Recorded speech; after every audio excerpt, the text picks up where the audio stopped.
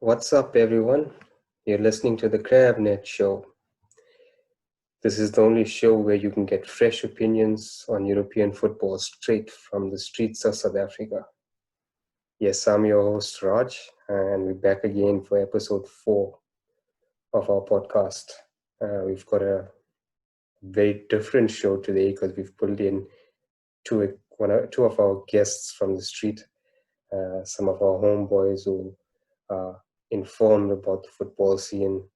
And today's episode, we'll be talking to the North London derby, which takes place this weekend, understanding the views of the team and the panel around the Arsenal versus Spurs rivalry.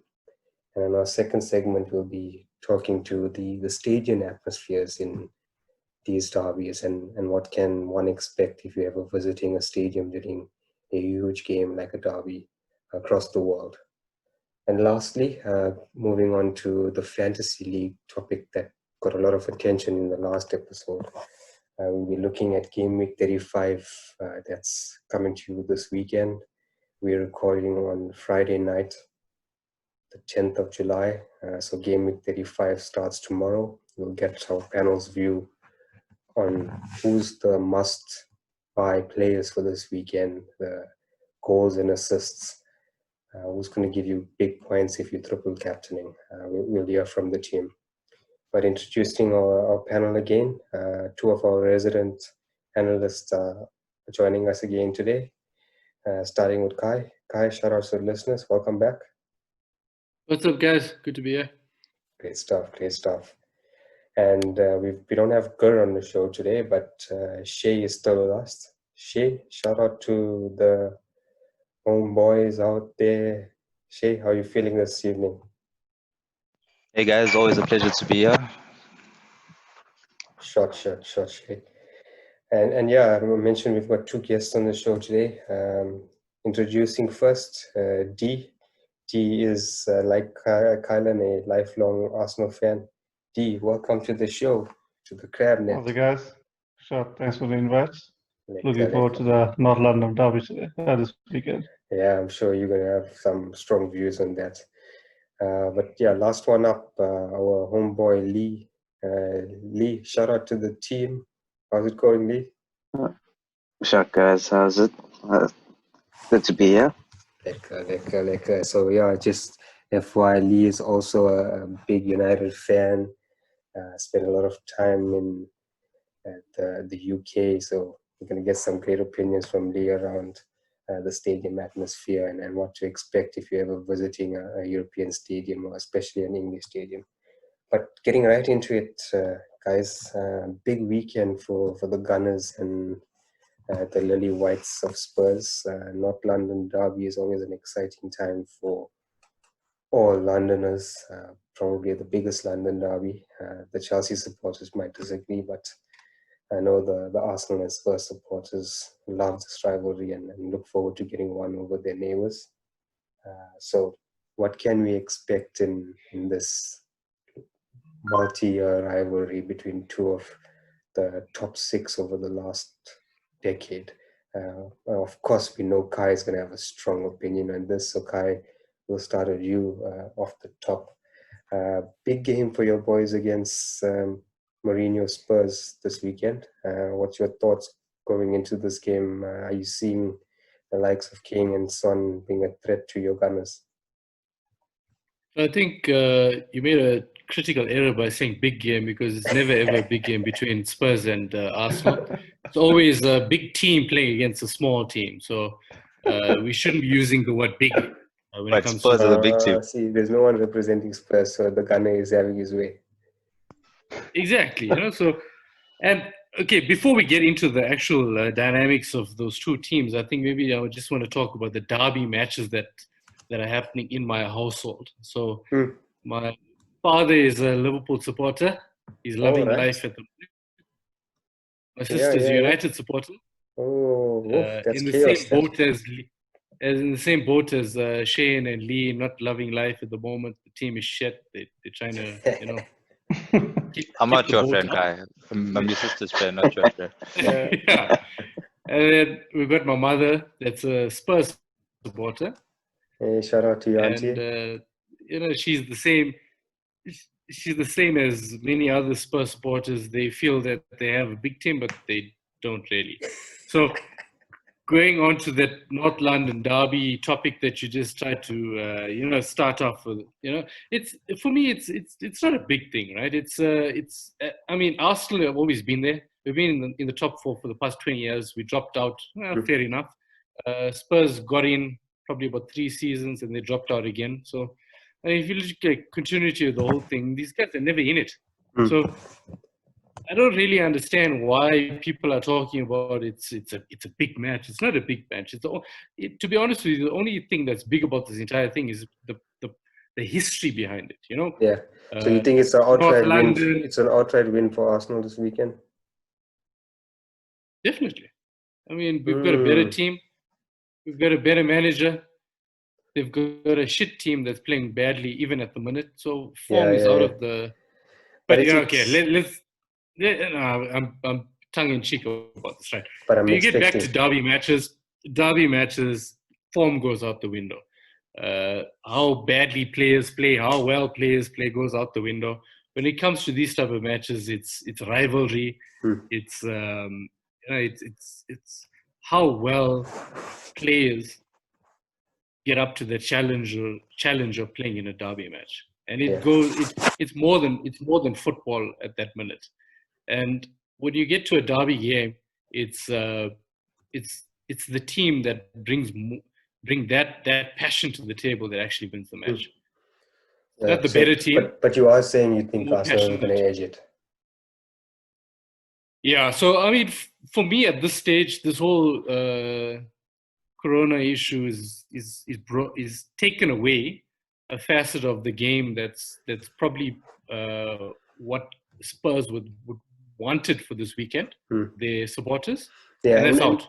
And maybe we can bring Lee into this this topic. Lee, what's your thoughts on the benefit that Spurs have on home field advantage in this derby without their fans pushing them on at the Hotspur Stadium? Do you think Spurs has got any advantage at playing at home in this North London derby behind closed doors, Lee?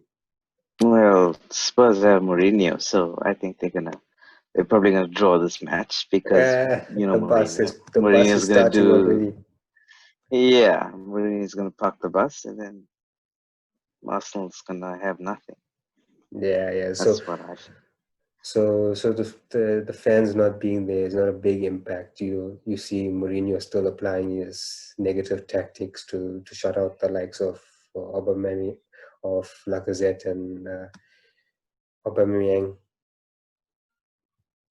Yeah, definitely. With United, we had the same players, and look what we're doing now. And Mourinho couldn't do that with these players at United. So yeah, he's gonna. I was watching them the other day, and it doesn't seem like anything's changed. It's still the same. Mourinho parking the bus and Arsenal being frustrated. Yeah, I don't know if you caught the segment we did on Oze in episode 2, and then we actually spoke a lot around as the special one lost his touch because of the poor performances. But as we said, in a derby, anything can happen, and we know over the years there's been some historic matches between these two. Shea, maybe to pull you in. We've seen some great North London derbies in the past. I think everyone remembers the famous 4-4 draw. Some incredible goals over the time as well. The likes of Danny Rose hitting some wonder goals on this fixture. What's your thoughts on the history and where is this game going to light it up like the past? Well, this game has never failed to disappoint in the past. So I do remember some big score lines. Obviously, you mentioned the 4-4. I think Arsenal have brought one home 5-4 in the past. That goal from Bentley comes to mind, that volley that he put past, I think it was Almunia in the nets that day. But obviously, different generations playing at that time, different players. Spurs always been that very pacey team since then and now. Similar setup with their midfield runners. I think Son is the best player I've ever seen come out of Asia. Hmm. Not after. I think he's better than Ji-Sun Park, to be honest. And this one is interesting because there's only That's a 1 point tight one. between them, and they're challenging for 8th spot. So it's more like a Europa playoff. This one, it's true. It's true. Somewhat harsh there. With Spoken proudly by a United supporter who might be in Europe Europa next year as well. pushing. We will be in Europe, but hopefully we'll be in the Champions League where we belong. Just 1 point behind Leicester, but anyway, focus is not on United right now. This one will be a tight one. I think both squads will be firing, ready to go. It's like you mentioned with playing behind closed doors. It is going to be a bit of a tactical advantage, I feel, for Mourinho, who will have one up on Arteta in terms of his strategic approach. Arteta obviously a little bit less experienced than Mourinho, taking the reins recently, but Mourinho's definitely got something to prove. He's arrogant, he's confident, wherever he's been, he's won trophies, even though I wouldn't say he won the greatest of trophies with United, but he's still very proud of what he's done. Yeah. And let's hope for some fireworks this weekend. Let's see what happens. Both very attacking teams. I'm looking forward to some goals.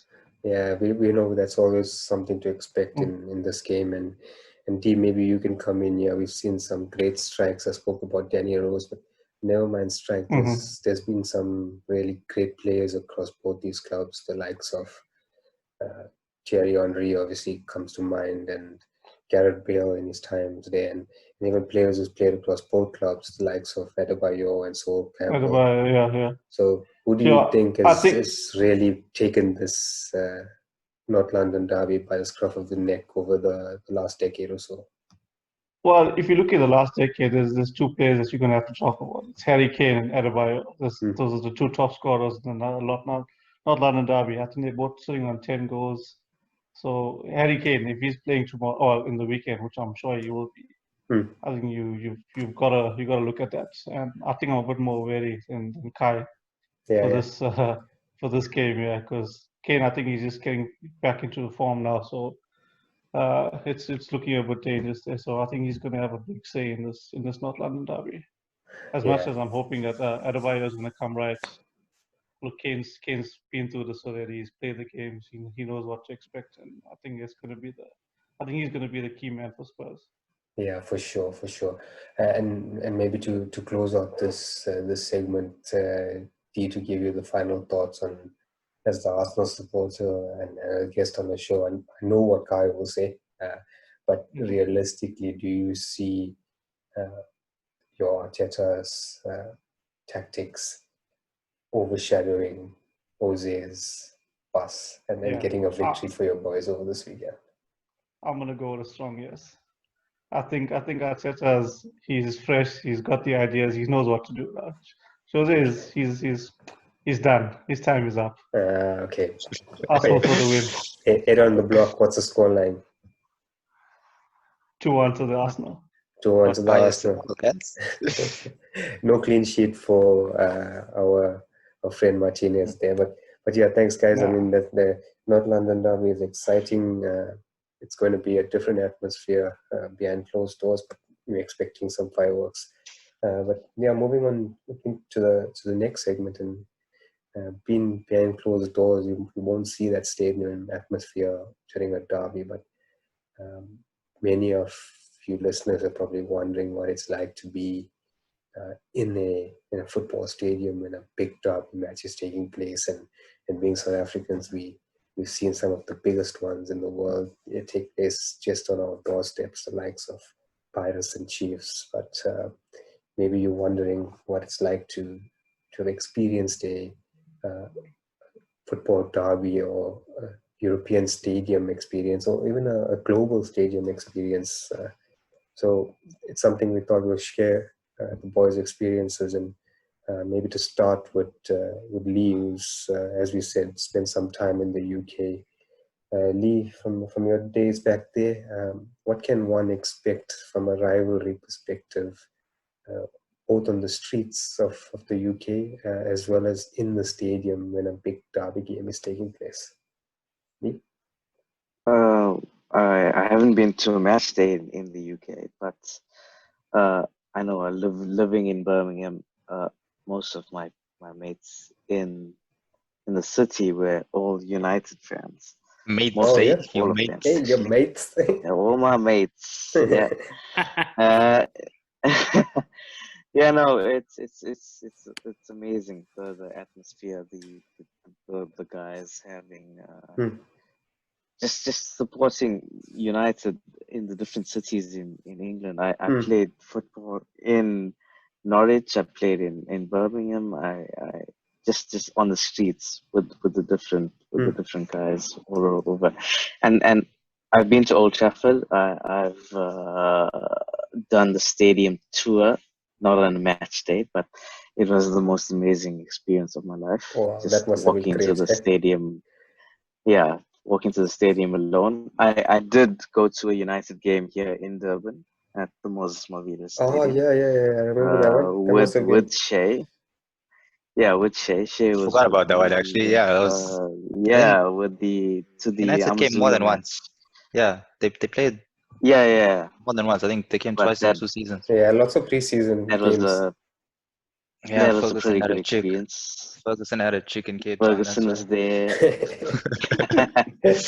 Yeah, we saw Ferguson. We saw it was Shinji Kagawa. Kagawa's. Kagawa, It was didn't his come with a debut. full team though, right? No, Yeah, No, not yeah, no, no. everyone, It was but there was some just big not names. The everyone. likes of Scholes and stuff Skulls were was around. Yeah, yeah, there. yeah, yeah. I Berbatov, remember that. Okay. Berbatov. Yeah, so that was pretty awesome. And No. So, yeah, by the sounds it's of it, it sounds like the streets of the UK is very much like the streets of Chatswood and Shawcross, where yes, yeah, you yeah. say You're gonna something be wrong and you playing better have around. your fists ready to take one in the chest. Yep, it's the same all over the world, but it's a little more intense in England. The guys Yeah, yeah, don't give a shit. I can They imagine. they But, will but they will maybe, kick you if they need to. yeah, and I guess it's probably even worse if you're sitting in the stadium during a big derby game, and Shay, maybe to pull you in on this one, I know you've quite recently experienced one of the biggest derby games in Trafford itself when you watched Liverpool and United play earlier this season. What was your experience like being in the stadium for one of the biggest football games in the world for Shay? I was fortunate enough to be with you for that game, and I'm sure you'd be super proud that you got to see Liverpool in their championship season, taking a Yeah, point at Old Trafford, the first even time though we that was dropped the points first this point you'll drop for season. the season. Yeah, for Yeah, sure, it was great. that But Lallana how goal, did I'm still heartbroken by that. yeah, the one That great part of the atmosphere, season this season. But yeah, how was it for you yeah, personally? that atmosphere, the first word that comes to mind is just electric. You're sitting in those stands, and wave after wave, the crowd is chanting songs, and you can hear the song approaching you from the distance, but you can't quite make out what it is. Hmm. And all of a sudden, everyone in your vicinity just erupts into the same song, and you don't even know the words. But Yeah, by the yeah, end yeah. of the 90 minutes, You you know all the do. words. You're just screaming along with them. I remember this And one yeah, United that song that was like tick tock clack clack, some stupid song United make. I don't know if you remember that one. all I remember was pointing to the Liverpool fans screaming, "You Scouse bastards! You Scouse bastards!" That's the one that stands out for me. No, But but good yeah, fun, right? even outside the stadium, yeah, it's amazing. I mean, I think uh, I had a bit of a description. The way I described it was almost like a religious pilgrimage, because Mm, football is somewhat of a religion to us. And yeah, obviously been to a lot of games in South Africa as well. And we had that amazing experience in the World Cup in 2010. mm, But you just cannot compare the two. Obviously, in South Africa, we are extremely passionate about our football, but we do know that the league in England is a lot bigger. Obviously, the money is there. The guys getting paid mega bucks, yeah, yeah, and of they, course. in terms of the television rights and the infrastructure, the marketing is just so much better. Mm, And I guess that's what gets us roped in as young men, and we just never leave. But I know I'm addicted to this game, and yeah, I think in future I definitely see myself having that Old Trafford golden season ticket sitting behind the manager, just spending as much time as I can there. Yeah, And we see some of the Punjabi guys sitting behind Ferguson back in the day, and we all dream to be there. Not me, yeah, of course, but all you United supporters. and it doesn't matter which team you support. I also had a really great experience last year at the Bernabeu, and the atmosphere there was just as electric, obviously, but not understanding the language was a bit of a problem. Yeah. So you obviously can't join in with the songs and stuff. Yeah, and I guess that's around the entire European scene and across the world, and maybe this is a good time to bring you in, D. You've seen a lot of stadiums, both maybe at matches as well as stadium tours.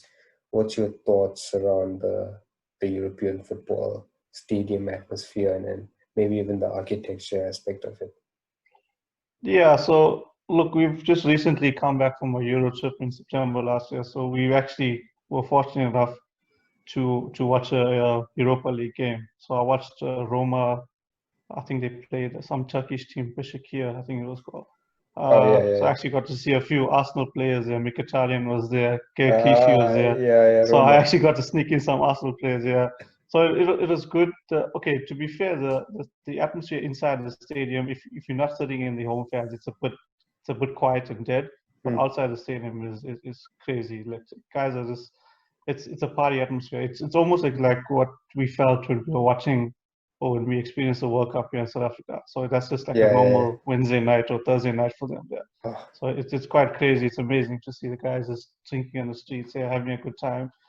Doesn't matter who you support outside there because everyone is friendly and we're all friends. Once you're inside the stadium, it's a different story altogether. Yeah.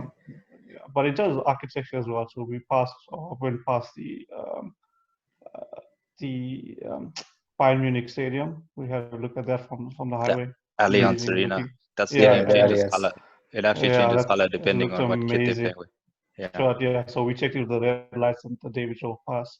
I got to drive past the AC Milan stadium as well. Oh, it's an old, the San very Siro. old San Siro, One of the old stadiums, shared by both Inter and AC for almost 100 years now. It's actually crazy because the outside of it and the surrounding areas looks completely run down.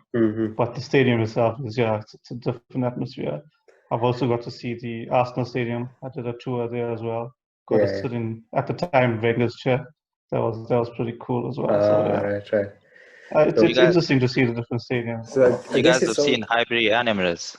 I've only seen Emirates. Yeah, I was actually going to put Kai into this one because I know, Kai, you've had an experience in Highbury. So maybe just to give us a quick rundown on what your experience was with a high derby atmosphere, not as friendly as the one that D experienced. Yeah, I mean, yeah. So I think I was lucky enough to be at one of these North London derbies in 2014, and it ended up as a draw match. Oxlade Chamberlain scored and Chadley scored on the other side.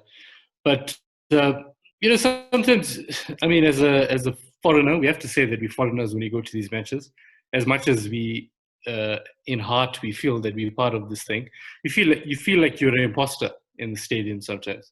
You feel like you don't know the songs, you don't know the words to whatever these guys are singing. But I think what the magic of a derby is, you still feel that you are a part of the entire process. You're part of the entire thing that's happening, and I think that's the reason why these derbies are so special. You don't know what's happening, you don't know how to contribute, but you're there and you feel that you're contributing and you feel that you're part of everything else. So I think that's the special thing about being in a derby match. Yeah, and I guess the rivalry will make it all the more exciting and memorable. So for the listeners out there, if you guys are considering once lockdown and the COVID situation eases up, considering getting yourself to Europe to watch one of your favorite teams play, whether it's in England itself or maybe a Barca Real Madrid game, or maybe even an exciting derby game down in South America, like the likes of Boca Juniors and River Plate. Definitely one for the bucket list. as you can hear from all the boys. It's worth every cent to experience that, and we've all had some opportunity to do it, and we're grateful for that, and we would definitely want to go ahead and try to do it again. And yeah, moving on to the last topic, maybe just a quick rundown of this weekend's fixtures. Game week 35 coming up in the English Premier League. To get the boys' thoughts from a fantasy football perspective, who's going to be the big scorers this weekend? So a quick check around the street table. Boys, starting with Shay.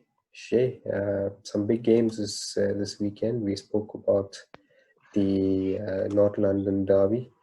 Who do you think is going to be the big point scorers from a goals perspective? Who's getting the goals for Arsenal or Spurs in that game?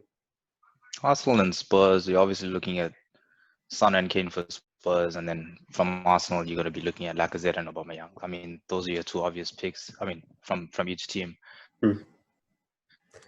And but from opening it up to other teams, yeah. I was going to ask you, in that specific game, are you seeing a clean sheet? If yes, who would be the potential I would not call a clean sheet for anyone. There? No clean sheets. I always call North London derby as a high scoring game. Everyone is all out. They hate each other. They want to destroy each other. Yeah, I know Jose's there. I don't know. It's a tactical situation, but at the same time, Jose does not know. Once you've been there like 6 months or something, and he's going to employ tactics. But when you go out and those emotions are involved, you know what it's going to be like. The London derby. It's going to be just an intense rivalry, and it's going to be adrenaline that pushes them through. So Shea is saying. So yeah, you can say they're going to. There's no clean sheet on the Arsenal side. So if you've got Serge Aurier on your team, put him on the bench. If you've got Son, Kane, or Oba, you've got to be playing him from Shea's perspective.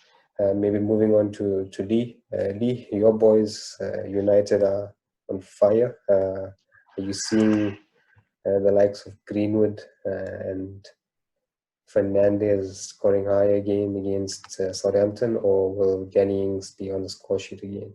Class, both of them class. I think I'm really loving watching Greenwood. He's going to kill it again. Yeah, same. So he's got potential. Greenwood, Fernandes, and I think Pogba as well will score this week. Okay. So we see some big points for the United boys. Clean sheet for. I think so. Yeah, definitely. He's also another one. I'm a big fan of his. I'm seeing there's a risk. Danny Ings is on form at the moment, so clean sheet. No, but I don't see him doing anything as well. Yeah, no. United have won by 3 goals in the past 4 fixtures, first time in I don't know how many years. And on top of that, Fernandes with his first 10 performances, racking up goals and assists, and Greenwood coming in, smashing them. We're the first team to win by 3 goals or more in the last 4 games, I think. So that's pretty good. Yeah. Okay, so it's clear, listeners. The United boy is seeing his team remaining consistent with another high-scoring victory against the Saints at home. If you've got the likes of Greenwood and Martial and even Pogba and Fernandes, good option for captaincy this weekend. Maybe another big game and a potentially high-scoring one is City away at Brighton. We know City, when they're on form, they're banging in the goals, but Pep's rotation is something of a risk. Kai, what's your thoughts around who's going to deliver for Pep this weekend? Or do you think there's an upset in store? I mean, you know me, when it comes to Man City and Pep's rotation, I only have one City player in my squad, and that's Kevin De Bruyne. Nobody else. I tried to put in Garcia last week, that came at a dead end. But I think he's going to start this week, though. Let's see. I mean, they've got a good run of fixtures. KDB is the only one that you're going to actually put in your team, though. You're going to, even if you put Garcia or these guys, whatever, in, you're hoping to get points. and that's what the issue is with the Pep squad, right? So I think KD is still going to bring in some points because he's been doing it consistently for the past couple of weeks. I mean, I captained him last week. I got some nice tallies from there. I think I got about 106 points last week, just putting it out Look there. at there, hey, putting it out there. He's talking about his mama. He's talking about his points. Guys on 395 ranked in South Africa. Just saying. Look at you. Well done, bro. Well done. Yeah. Keep it up, Kai. Okay, get in the top 100 of SA. Yeah, I'm trying. So I don't want to give you guys too many secrets, so you guys carry on. Kai's advice is always stay away from Pep's strikers. Just keep KDB, who's guaranteed to have quite a few minutes on the pitch. So Kai's advice to everyone out there: yes, City to take a victory, but put your money on KDB and no one else because it's not worth the risk. And lastly, we obviously can't talk about fantasy without mentioning the likes of Mo Salah and Sadio Mane, even Trent Alexander-Arnold, and Deep will pull you in here. The Liverpool boys have consistently been giving high-scoring game weeks for their owners. Are you seeing them continuing that form going into this weekend at home? I to actually Burnley? do think so. Yeah, it's a home game, so I actually tripled up on my Liverpool players. I'm still actually trying to decide whether to go with Salah as captain or Fernandes, so I'll probably decide tomorrow morning, depending on how I wake up. Because look, if you watch that last game with Salah, he was pissed. He really wanted to get that hat trick, and he should have actually scored this hat trick. He wants a goal. Good chance quite at the end. He's after it now. He wants to catch Vardy, so I think Salah is How far is he? He's probably like 3 behind or so. What do you mean, Vardy and Aubameyang? No, Aubameyang is there, but I got to talk about the leader now, so it's still Vardy. Yeah, and I think that's going to be an exciting segment that we've got planned in the coming weeks about the golden boots in the EPL. I just hope it's not going to be a three-way tie again. The African boy brought it home last season with Mo, Sadio, and Baba. But sounds like D is telling you put your money on the champions, the LFC boys. Yeah, next of Salah, Trent, and another thing with Liverpool. Mane. Liverpool are in that race to get to 100 points, so they only have 4 games left, and they're sitting on 92. So obviously that City blow was a big loss, but I'm sure they'll want to be banging it in the next couple of fixtures. Yeah, and we know that there's no Champions League for Liverpool to worry about, so resting players is not a big concern for Klopp at the moment. But maybe just a few other teams to consider is the and likes FA Cup, right? No FA Cup either. The likes of Chelsea. The likes of Chelsea. I'm saying there's probably a discussion for some other time where everyone's saying that Liverpool's the greatest team, but they're playing for nothing besides the league. Kai loves to be controversial, so we'll let him have it tonight. But it sounds like it's going to be a high-scoring week for all of your fantasy players, especially the ones we spoke about now. Some great advice from the team, boys. Thank you for sharing today. Appreciate your time, especially Lee and D. Thanks for joining us on the show. Cool. Any last words from you guys? Hope you had fun. Greenwood for Ballon d'Or one day, and Kevin De Bruyne. And on that note, the only player in the Premier League that I remember sitting next to Messi and Ronaldo is Mo Salah. So those three are a must. No, I agree with you, Shane. Deadwood is playing very well. I mean, Greenwood.